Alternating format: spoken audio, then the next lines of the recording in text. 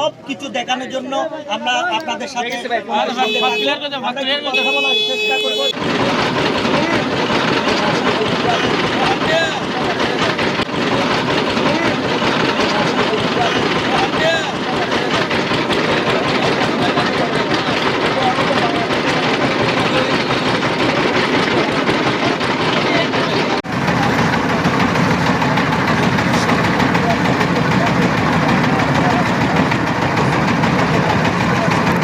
আমি আমি শিমুল চৌধুরী, বেসিক্যালি হচ্ছে বোয়াসের আমি একজন অ্যাডভাইজার, উপদেষ্টা হিসেবে কাজ করছি আর দীর্ঘদিন যাবতীয় কাজ করছি। পাশাপাশি এটার যে টাইটেল স্পন্সর পাহাড় থেকে একজন কো ফাউন্ডার।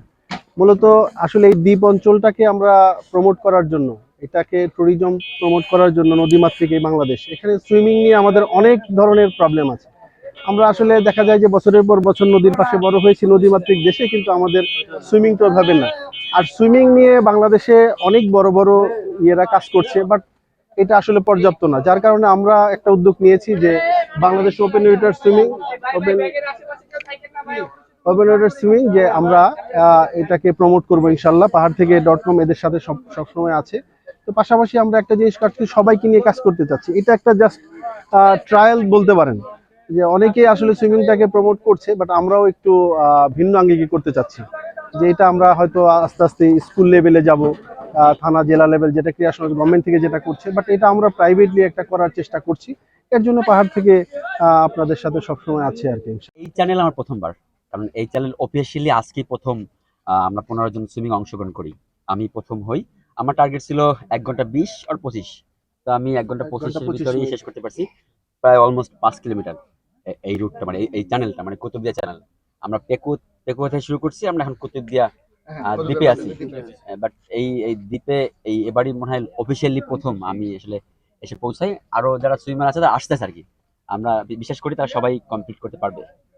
আচ্ছা, কেমন লাগছে এই যে আপনি প্রথমে চলে আসলেন, কেমন লাগছে? আসলে ভালো লাগছে। আমার আসলে আরো অনেক সুইমিং করার এক্সপিরিয়েন্স ছিল, ওই এক্সপিরিয়েন্সটা আমি এখানে কাজে লাগাতে পারছি। আমার অর্ধেক আসতে আমার তেমন কোনো কষ্ট হয়নি, বাট বাকি অর্ধেক আসতে আমার একটু কষ্ট হয়েছে, বিকজ এই পাশে আমার জেলিফিশে আমাকে বেশ কয়েকবার অ্যাটাক করছে। এইখানে এইখানে এসব জায়গায় জেলিফিশে অ্যাটাক করার কারণে আমি একটু প্রথম ভয় পেয়ে গেছিলাম। আর এই পাশে একটু ঢেউ ছিল আর এই পাশে স্রোতটাও ছিল, সমুদ্রের দিকে টানতেছিল। মানে স্রোতের আমি কোনো হেল্প পাইনি। স্রোতের আসলে আরো আমাদের ডিফিকাল্টি ছিল, ওইটাকে পাড়ি দিয়ে আসলে আমি আমার টেকনিক এবং কৌশল আর অভিজ্ঞতা দিয়ে আসলে এই দ্বীপে এসে পৌঁছেছি। লক্ষ্য উদ্দেশ্যের কথা বলছিলেন, এই অঞ্চল ঘূর্ণিঝড় প্রবণ, আপনি সুইমিং করছেন, এই যে লক্ষ্য উদ্দেশ্যের কথাটা যদি বলেন। আসলে লক্ষ্য বলতে আমি একা সুইমিং করতে চাই না। আমি বিশ্বাস করি যে আসলে আমাকে দেখে অনেক মানুষ অনুপ্রাণিত হোক, বা আমার যদি সম্ভব হয় আমি মানুষটাকে শিখাবো। যদি কেউ দূরে থাকে সে তাকে অনুপ্রাণিত হয়ে সে নিজে শেখে বা অন্য কোচের মাধ্যমে শেখে। আমিও সুইমিং শেখাই। আমি আমার ট্রেনিদেরকে এটাই বলি, আসলে আপনি দক্ষ সুইমার হন। শুধু সুইমিং পারলেন, একটি ডোবা পাড়ি দিলেন কিংবা একটা পুকুর পাড়ি দিলেন বা কেমন না, আপনি দক্ষ সুইমার হন, তাহলে আপনি যে কোনো খারাপ পরিস্থিতি টিকে থাকতে পারবেন। এইটা আমি তাদেরকে শেখানোর চেষ্টা করি। আর আমার যে এখন ট্রেনিং আছে তারা ন্যাশনাল ইন্টারন্যাশনাল অনেক ইভেন্টে অংশগ্রহণ করছে। আমিও অনেক ন্যাশনাল ইন্টারন্যাশনাল ইভেন্টে অংশগ্রহণ করছি। আমার আসলে 65 কিলোমিটার সুইমিং করার এক্সপিরিয়েন্স আছে, যেটা বাংলাদেশের সবচেয়ে লং ডিস্টেন্স সুইমিং ইভেন্ট ছিল। তো ওখানেও আমার চ্যাম্পিয়ন হওয়ার সৌভাগ্য হয়েছিল। আর এটাও আসলে চ্যাম্পিয়ন হয়েছি বা প্রথম ফিনিশার হিসেবে এই তীরে আসছি। এটা খুব নিঃসন্দেহে ভালো লাগছে।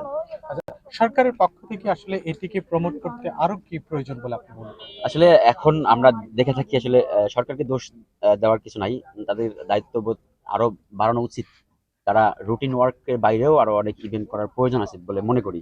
কারণ আমাদের দেশ নদীমাতৃক দেশ। এই দেশে অন্যান্য ইভেন্ট যতটা বেশি জনপ্রিয়, এই সুইমিংটাকে আরো জনপ্রিয় করা সম্ভব যদি সরকার আরো বড় উদ্যোগ নেয়। শুধু একটি জুনিয়র গেমস, সিনিয়র গেমস দিয়ে আসলে তাদের দায়িত্ববোধ থেকে শেষ করাটা আমার আমার মনে হয় না যে তাদের আরো অনেক দায়িত্ব আছে। বাংলাদেশে অনেক ফেডারেশন আছে, সুইমিং ফেডারেশন আছে, তাদের আরো উদ্যোগী হওয়া উচিত বলে মনে করি।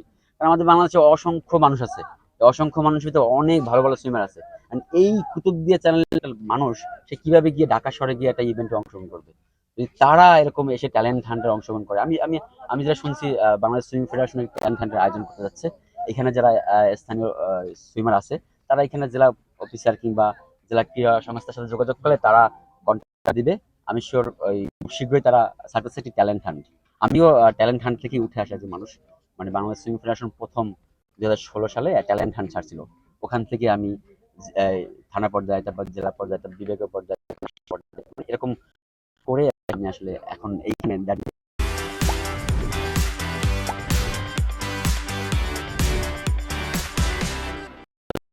help করবে এই মানুষগুলোকে। আমি sure এখানে অনেক প্রতিভা আছে। এখানে আমরা যতটা সুইমিং পারি, এখানের মানুষ আরো ন্যাচারালি আরো ভালো সুইমিং পারে। তাদেরকে একটু টেকনিক্যালি সুইমিং শেখানো, তারা যেটুকু পারে সেটা হয়তো বাংলা স্টাইল কিংবা এখানে পারার মতো। তো আমি দেখছেন আমি কিভাবে সুইমিং করছি, আপনি দেখছেন আমি একই স্টাইলে একই রিদমে সুইমিং করার ট্রাই করছি, একটু টেকনিক্যালি সুইমিং করার ট্রাই করছি। এই টেকনিকগুলো শিখতে পারলে তারা আমি শিওর ন্যাশনাল ইন্টারন্যাশনাল ইভেন্টে অংশগ্রহণ করতে পারবে এইখানে মানুষজনগুলো। এই উদ্দেশ্যটা নিয়ে আসলে আমরা এখানে আসছি, যে একটু অনুপ্রাণিত হোক, একটু আমাদের দেখে অনুপ্রাণিত হোক, বা তারা একটু কন্ট্যাক্ট করুক সরকারের সাথে বা এখানে স্থানীয় প্রশাসনের সাথে। আমি শিওর এখানে স্থানীয় প্রশাসন অনেক বেশি সচেতন, তারা হেল্প করবে আমি বিশেষ করি। বলে ওশেনম্যান 10 কিলোমিটার সুইমিং ইন্ডিয়া ওশেনে হয়েছিল, এশিয়ান চ্যাম্পিয়নশিপ ছিল, আমি বাংলাদেশের হয়ে অংশগ্রহণ করি, সেখানে আমি ফোর্থ হয়ে আমি ইন্টারন্যাশনাল ওয়ার্ল্ড চ্যাম্পিয়নশিপের জন্য কোয়ালিফাই হই। তো ওয়ার্ল্ড চ্যাম্পিয়নশিপ হয় লিগে থাইল্যান্ডের ফুকেটে হয়, সেটা 2023 সালে। সেখানে আমি ওয়ার্ল্ড চ্যাম্পিয়নশিপে বাংলাদেশের হয়ে অংশগ্রহণ করি, সেখানে আমার 7th হওয়ার সৌভাগ্য হয়। এর মধ্যে 3 জন আছে যারা হচ্ছে ইতিমধ্যে ইন্টারন্যাশনাল সুইমিং এ অংশগ্রহণ করে। তার মধ্যে 12 জন আছে যারা বাংলা চ্যানেল দিয়েছে। এর মধ্যে কয়েকজন আছে যারা কয়েকবার দিয়েছে, 5 বার 7 বার। এবং আমাদের মধ্যে খুবই ইন্টারন্যাশনাল সুইমার যারা আছে, তার মধ্যে রাসেল ভাই আছে, যাকে আপনারা সবাই চেনেন, রৌনক আছে, মাসুম ভাই আছে, সবাই এখানে খুবই দক্ষ সুইমার। তো এখানে যারা অংশগ্রহণ করছে সবাই মোটামুটি ভালো সুইমার। এদের মধ্যে সেফটি নিয়ে কোনো চিন্তা নেই। এর থেকে বড় বড় চ্যানেল তারা সবাই মোটামুটি পাড়ি দিয়েছে। 2-1 জন আছে নতুন, তারাও অভিজ্ঞ, তারা অন্যান্য চ্যানেল পাড়ি দিয়েছে, অন্যান্য নদী পাড়ি দিয়েছে। সো এখানে যে 15 জন নামছে আপনারা বলতে পারেন এরা সবাই দক্ষ। যেহেতু আগেই বলেছি যে বাংলাদেশ ওপেন ওয়াটার সুইমিং বোয়াস মূলত কাজ করছে ওয়াটার ট্যুরিজম নিয়ে এবং ওয়াটার সেফটি নিয়ে। তো এই ওয়াটার ট্যুরিজম এবং ওয়াটার সেফটি নিয়ে আরো যা যা করা লাগে, এটা ইন্টারন্যাশনালি অনেক আমাদের এই ওয়াটার কেন্দ্রিক সুইমিং এর প্ল্যান আছে, দেশের মধ্যেও আছে। কারণ এটা তো একটা চ্যানেল, আর আমরা হচ্ছে এর বাইরে চিনি হচ্ছে বাংলা চ্যানেল। তো এই বাংলা চ্যানেল, কুতুবদিয়া চ্যানেলের বাইরে বাংলাদেশে আরো অনেকগুলো চ্যানেল আছে। আমরা চাই ওই চ্যানেলগুলোকেও প্রমোট করতে এবং ওই জায়গাগুলোকে সুইমিং এর মাধ্যমে সেফটি ব্যাপারটা আমরা মেক শিওর করতে চাই। মৃত্যু, পানি আর কিছু কোনো কাজ নাই। আমরা মনে করি যে ওয়াটার ট্যুরিজম নিয়ে আমরা যদি প্রমোট করি দেশটাকে, এটা অনেক দূরে যাবে।